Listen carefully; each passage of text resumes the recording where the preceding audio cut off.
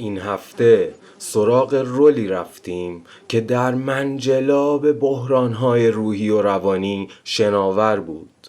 برای ماها در گودالی عمیق اسیر ماند و در لایه‌های تاریک دنیای خود به دنبال آرامش می‌گشت، اما همیشه با تنش روبرو می‌شد.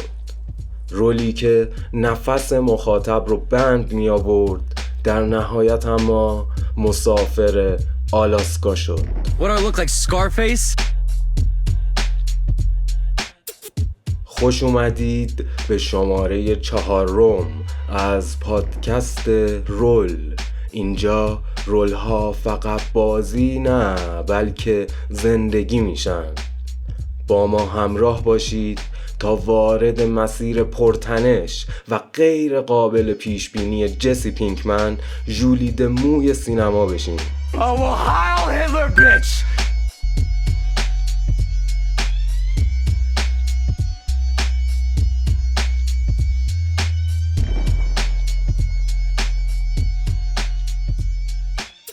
از کف خیابون‌های آلبوکورکی تا آشپزخونه ساخت شیشه، جسی پینکمن خودش رو از مصرف کننده مواد مخدر به قعر یک امپراتوری جنایت کشوند. جسی نه یک گنگستر و نه یک شرور بالفطره، بلکه پسری بود که ترس‌ها، شکست‌ها و زخم‌های روحیش او را در گوشه‌ای از جهنم رها کرده بود. در همین جهنم نه یک مجرم حرفه‌ای بلکه یک موش آزمایشگاهی بود که در دستان والتر مسیر زندگیش به شکل غیر قابل تصوری تغییر کرد.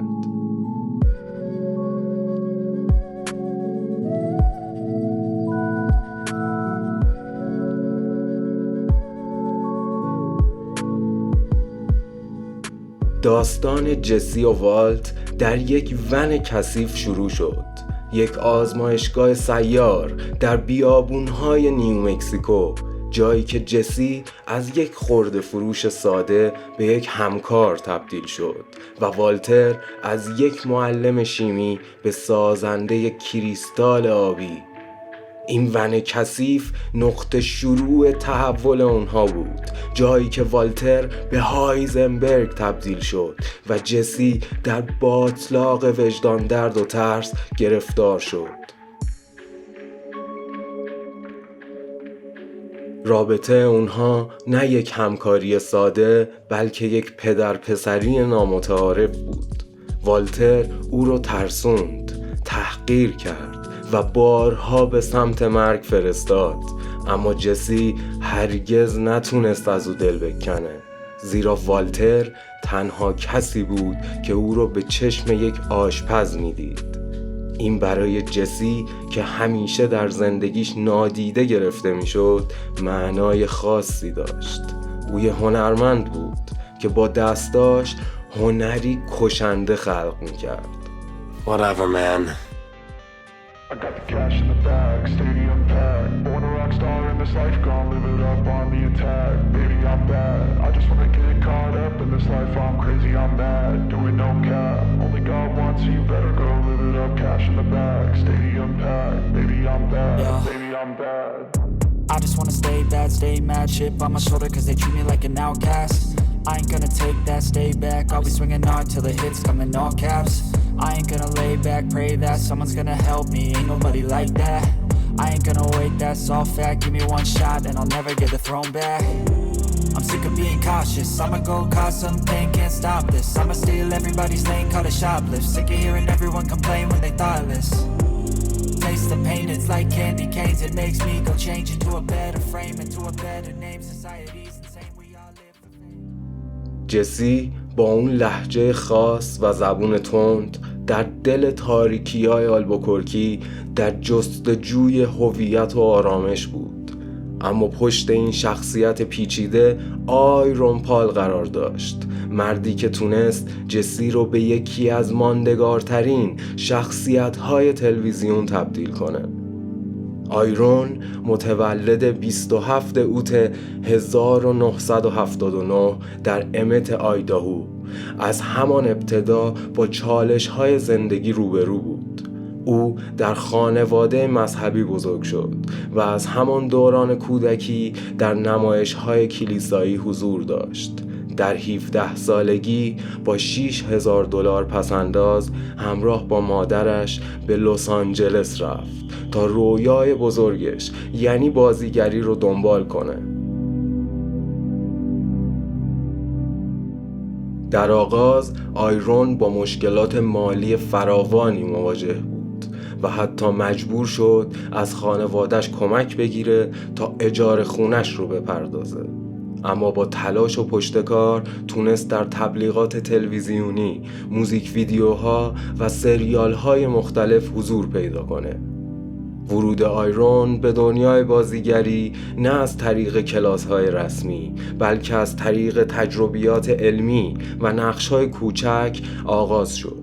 این تجربیات به او امکان داد تا در رول جسی پینکمن عمق و احساس‌های واقعی رو به نمایش بگذاره. او نشون داد که بازیگری تنها ایفای نقش نیست بلکه زندگی کردن در درون رول و انتقال احساسات واقعی به مخاطبه. Hello, sir. Hey, I know you don't know me, but would you be interested in a felony quantity of methamphetamine?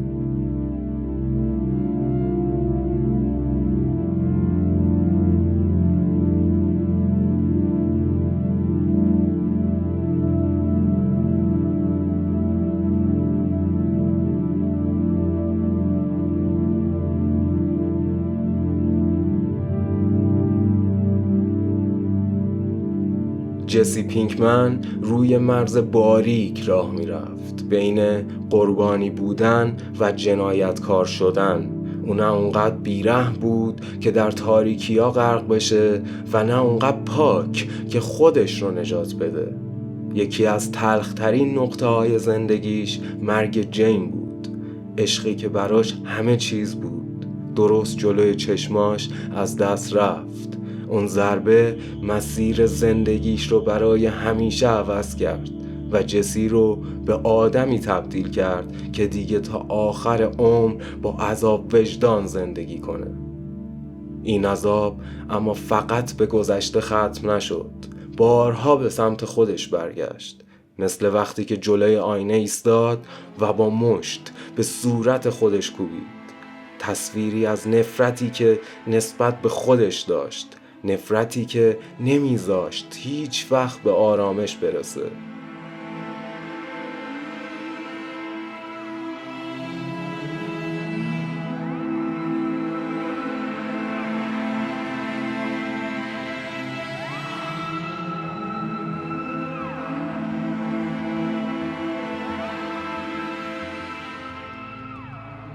اما درد جسی فقط از دست دادن عشق نبود.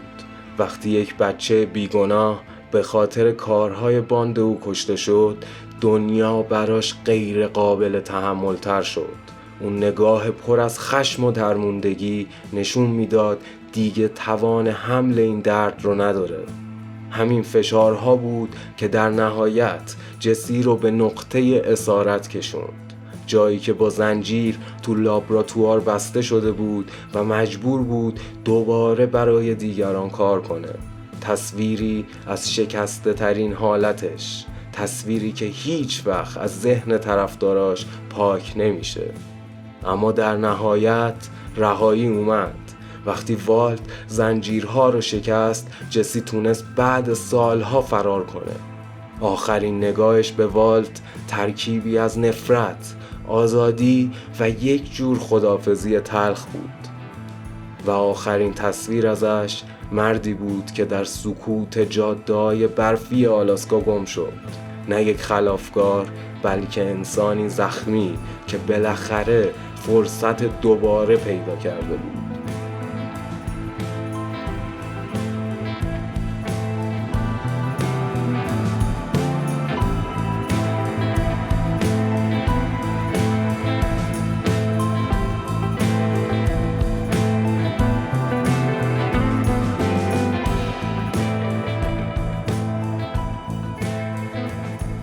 آیرون پال با بازی درخشان خود در رول جسی پینکمن موفق شد جوایز بسیاری کسب کنه.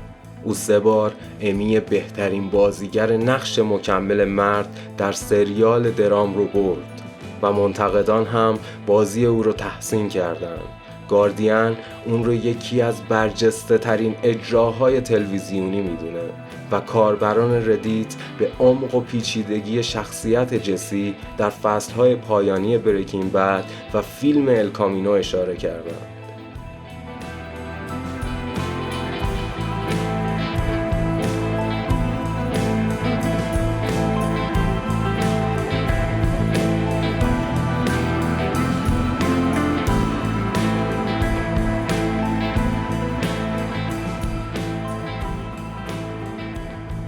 پینکمن شخصیتی پر از زخم و تناقض، نه قهرمان نه ضد قهرمان، بلکه انسانی واقعی. او شجاع بود و وفادار و حتی در دل تاریکی ها خوی انسانی داشت، اما در عین حال تردیدها، خشمهای لحظه‌ای و گذشته سنگینش همیشه همراهش بودند.